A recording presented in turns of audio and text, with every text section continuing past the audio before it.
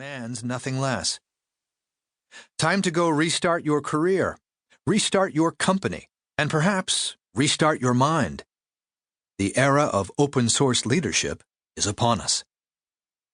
Ben Casnocha, former chief of staff to the chairman of LinkedIn and co-author with Reid Hoffman of The Startup of You, Adapt to the Future, Invest in Yourself and Transform Your Career, and The Alliance, Managing Talent in the Networked Age, Silicon Valley, June 2017.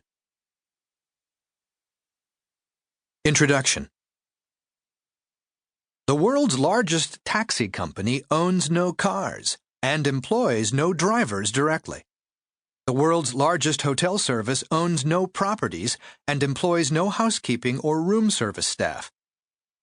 Communication has been WhatsApped, memories Instagrammed, jobs Bangalored, and life itself Facebooked.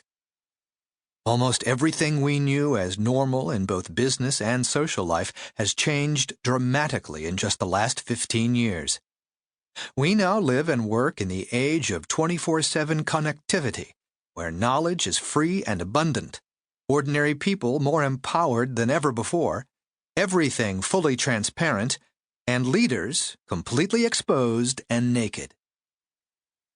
Global population doubled from 3 billion to 6 billion between 1960 and 1999 and is expected to reach 9 billion by 2050. On one hand, the population explosion is creating significant pressure in terms of food, water, communal harmony, and other basic necessities. On the other, it is creating an abundance of talent and innovation.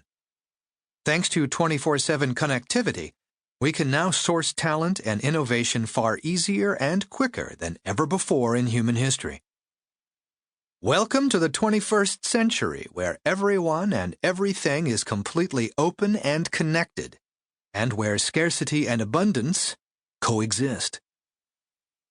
Even while the very nature in which people work, interact, and transact has already changed beyond recognition, and current times are posing unprecedented challenges and opportunities, the most widely used frameworks and practices for personal career and organizational success seem to have remained unchanged over the last 50 to 75 years.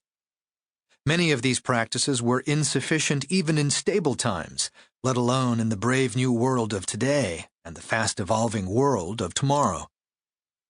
Of the following statements, which would you agree with? The consumption-led growth formula of the last 100 years will enable global well-being and success in the 21st century. A democratic, all-inclusive style of leadership is better than an autocratic style. The traditional theory and practice of effective leadership still applies in today's uber-connected and uber-populated world. Setting stretch goals universally for all employees will spur high performance throughout the organization. People leave managers, not companies. Measuring and proactively managing the engagement of all employees drives productivity and profitability. Isolating innovation to incubators and other pockets of an organization will produce new breakthroughs as quickly as needed in the new economy. Leadership succession must be planned. Future leaders must be identified and groomed deliberately. While they may have served us well for quite a while, in this book I will argue that these ideas have outlived their useful lives and offer updated thinking better suited to enable effective personal and organizational leadership for today's transformed landscape. We must shed myths of the past and adopt future-ready ideas. Over a 30-year career in business, and particularly the last 2 decades as a leadership, management, and strategy consultant and educator, I have worked with hundreds of senior management teams as they have led their businesses and coached thousands of executives individually. There is no shortage of smarts within these teams and individuals, but are they inventing new personal and organizational frames of reference fast enough to succeed in today's new world? Having lived, worked, and researched in the United States, Europe,